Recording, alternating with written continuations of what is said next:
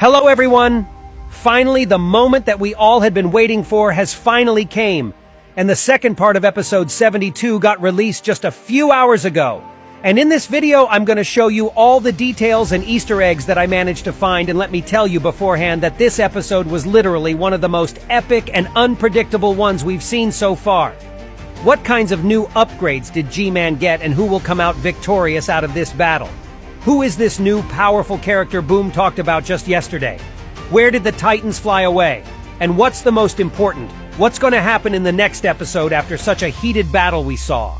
So if you want to find every secret in the episode, then get your tea and snacks ready and prepare to watch this video to the end, not to miss anything important because it's going to blow your mind for sure. Let's go. So, the episode starts with the events of the previous episode, and we also see the scene where G-Man communicates with this Skibidi welder, once again giving him some sort of orders. And as the episode will be progressing, you'll understand what exact orders was this Skibidi welder supposed to deliver. And of course, the scene where this poor bug finds him demise in futuristic claws of Astro Toilet repeats itself too, so the orders won't be delivered in time to whoever was supposed to receive it. But as we'll see later in this episode, it didn't hurt G-Man and his plans much. But let's talk about it all step by step. But before we do that, don't forget to give this video a like because I appreciate it a lot, and subscribe to my channel as I really want to achieve my goal in having 500,000 subscribers. Okay, if you are subscribed now, let's move on. Astro Toilet repeats his threat from the previous episode once again about how G-Man will get justifiably punished for his treason without being able to escape it. And in response to this, G-Man smirks menacingly and blasts all of his laser guns at the same time. As I have told multiple times in my previous videos already, this big boy is determined to show all of his battle colors this time, and it won't be pretty for anyone who will get on his way.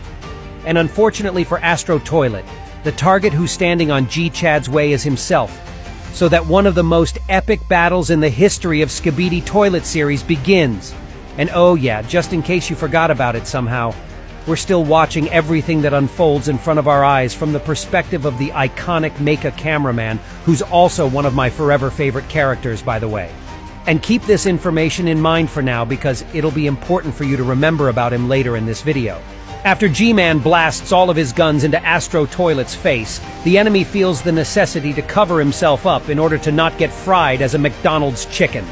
He uses his claws for that purpose, and as it turns out, they are capable of fulfilling the same kind of functions as a proper shield.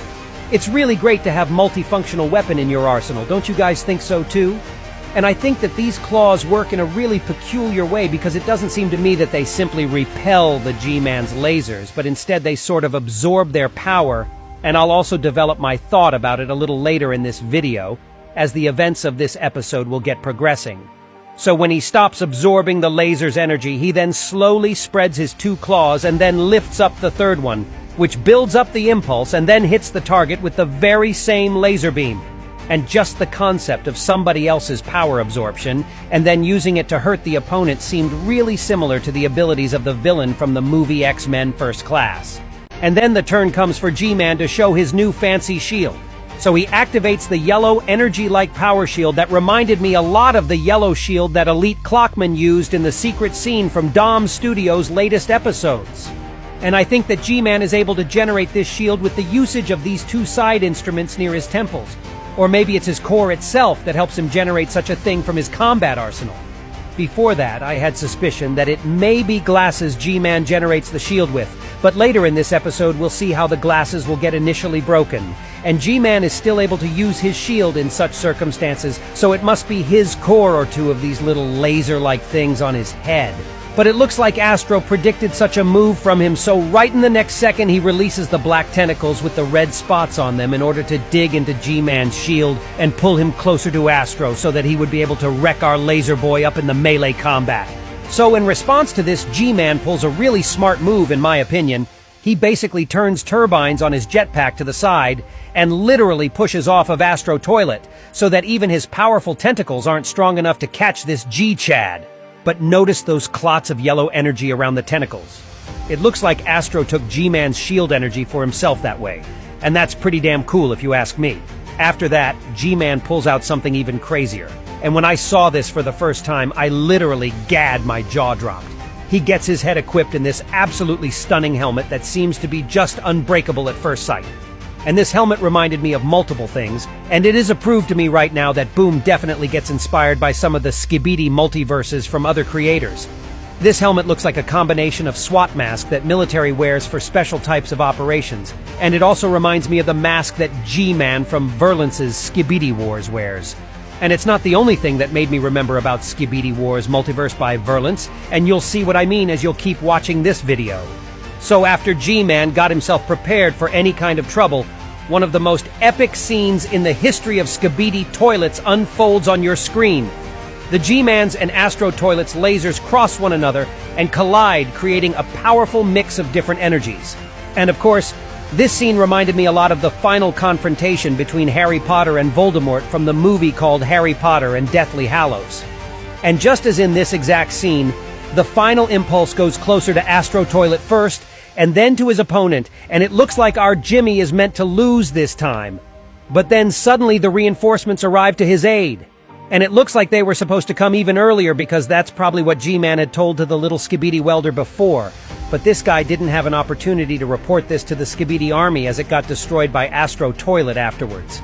But the reinforcements finally came anyways, and to tell you honestly guys, these little Skibidi kamikaze on white planes with giant piles of explosives on their backs looked like Boom decided to reference one of the most well-known and tragic dangerous events in history, but let's not go way too deep into that, you know. So then Astro Toilet endures several rapid attacks from Skibidi kamikaze, and it seems like he finally got overwhelmed by the amount of fire happening around him. So in this shot, we can see how he cuts the laser connection between him and G-Man, pushing himself away in order to retaliate and come up with another strategy. And by the way, how he pushed G-Man's laser away looked like a powerful sound wave that usually speakermen use, and it may be possible that Astro Toilets could have adopted some of the Alliance's technology as they collaborated with Skibidi for a while. But I also allow possibility of Astro Toilets having the ability to push their enemies away in the first place, as their fraction seems superior to Skibidi Toilets anyway. Then Astro Toilet turns around quickly and uses the energy from two of his claws as if he had huge yellow katanas in his possession. And of course this resemblance made me remember my beloved Speaker Woman once again. But oh well, let's not talk about that now and get back to this Astro Toilet. When he was busy dealing with all those Skibidi kamikaze G-Man didn't leave him a gracious opportunity to finish his business with no hurries, and instead he blasted his back with all his laser might, which of course didn't go unpaid for Astro Guy. He gets heavily pushed to the ground, and then he gets up slowly all battered up and bruised. Oh boy, I can bet this guy didn't taste such humiliation for a really long freaking time, so props to G-Man who got finally strong enough to do that. Astro seems to get really angry now, and then he says, "Enough games." And honestly guys, the arrogant villains always behave in that way. Firstly, they're showing off and bragging how they're about to end you in one snap of fingers, but then boom, they're suddenly starting begging you to stop playing on hardcore and give them a rest. The real battle begins now, but at first both opponents decide to make some pretty stupid moves in my opinion. Just watch for yourself. G-Man shoots Astro with just one laser, and of course the super speed freak dodges it easily. So what was the point of releasing just one laser in the first place? And in turn, Astro also does something really silly as he starts smacking G-Man's head with his bare claws, which is obviously protected by a very mighty helmet. Guys, you're kind of wasting my time in here, so please get serious. Well, okay, then something more intimidating for G-Man occurs. Namely that Astro Toilet somehow manages to throw off the helmet off his head and replicate the exact same scene from episode 60, which was also spoiled to us by Boom in his Instagram post. It looks like Astro is about to make the same intentions from that episode to come true and drill G-Man's skull to bits, but Jimmy certainly isn't in the mood for that crap. So he opens his mouth and releases a powerful hysterical sound wave which is so strong that it's not only able to push arrogant Astro back, but also affect Mecha Cameraman's protective lens a little, as we saw intermissions on the POV screen. And it looks like G-Man appropriated this ability from Speakerman's race, the same way Skibidi scientists stole TV Men's ability to teleport.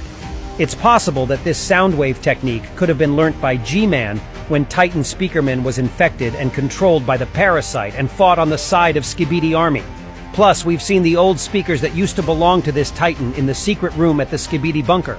So it's apparent that lots of technologies were explored by Skibidi, which now made Skibidi toilets even somehow superior to the Alliance, and let me tell you that it doesn't happen every day. The enraged G-Man rushes towards Astro Toilet, and oh my god, I've never seen him so crazy before. Astro Toilet tries to keep the distance from this furious psycho, and then strikes back in the very similar way the Glitch Toilet attacked earlier in the series. And by the way, I am still hoping to see the appearance of either old or new Glitch Toilet again because I really loved seeing that guy in action. Meanwhile, Astro Toilet decided to use the stealth tactics instead, so he sneaks up on G-Man from the back and tries to chop his head off for good. But G-Man is not called a Chad in this episode for nothing. He reacts at lightning speed and responds in the same way he already did in one of his first appearances in the series, when somebody also tried to sneak up on him and flush him. The furious fight keeps heating on, and when G-Man strikes Astro Toilet with his lasers again, the enemy decided to demonstrate his ability to absorb and transfer somebody else's energy once again, and hits G-Man back with 2 ball lightnings that were created out of G-Man's lasers energy. Astro says that G-Man has to give up and that it's over for him. And in response, the cold-blooded G-Man releases a ball lighting that goes towards Astro at extremely slow speed, and of course Astro is not in fact smart enough to understand that it's clearly a trap. He catches the ball with his right claw and asks if that's all that G-Man is capable of, and as he returns the favor to the giver, G-Man releases another 2 balls which this time have some special juice in them. And this special juice is clearly a mix of Skibidi technologies and TV Men's purple glow that made their opponents to reap their heads off. And that's exactly what happens to Astro right now. Astro tries to fight this horrifying desire back, but it clearly doesn't work, so he pieces his jaw with his left claw, although at first sight it may look like he pierced his whole head. It looks like it's nearly the end for the battered-up Astro, and it's time for psychotic G-Man to finish him off once and for all. But then happens something that Boom told us just yesterday about. The new, absolutely monstrous character appears. And oh my god, it's not one of the Titans or Skibidi as we thought earlier, but it's a whole damn Astro Gigachad. And by the way, his design in general reminded me a lot of the Toilet Emperor's design from Skibidi Wars Multiverse that was created by Verlance. Just compare these images for yourself. And for now, let me just remind you that I have a specific channel where I also analyze different multiverses, Verlance's included, which is called Teleotosi, so check it out after you'll finish watching this analysis. He looks absolutely insane, and his shield also reminded me of the shield that Titan Cameraman used before episode 65. And just when it looked like the tables turned, and G-Man is going to be the one to lose, another thing happens that Boom also told us about one day before today's episode release. The Titans show up to the party, and it seems like Astro Verlance is not here to keep up with this mess. So instead he grabs his unlucky younger brother and dashes away as if nothing happened. And he's not the only one to leave the battlefield, because as G-Man gets heartily greeted by both Titan Speakerman, Titan TV Man at once, he decided to pull a screw you all. Move and flies away as well, which is his classic strategy actually. Titan TV Man then says, "This hole will die quick." And then he addresses Titan Cameraman with the phrase, "I wait" message. Which implies that Titan Cameraman is now the head of their trio, and it's up to him to decide further where to go and what plan to have. In response to this, the blue Chad gets the fallen claw of the beaten Astro Toilet and attaches it to his right hand. And honestly, I already got used to him playing in Lego with his own robotic body. And then the history gets made, as Titan Cameraman says the very first phrase in the entire series, and it sounds like, "For plunger." It's clear to me that our blue lens Chad is filled with desire to avenge his little brother, and that's why the other 2 Titans decided to give the leadership into his interchangeable hands. And that's how this episode ends. Oh my god, it was really epic, and the way the new powerful character was introduced was simply unforgettable as well. I'm really curious what happens next in this series, but it's clear to me that Titans will continue to chase G-Man to avenge for all their fallen comrades, and that we'll also start seeing more and more Astro Toilets after this episode. And that was all for today. Write in the comments below about how excited you are to see the 73rd episode, and be sure to subscribe to my channel not to miss my new videos. And also to my Discord, where you can contact me directly and get lots of information for my subscribers only. And that was me, Iso Toilet. See ya!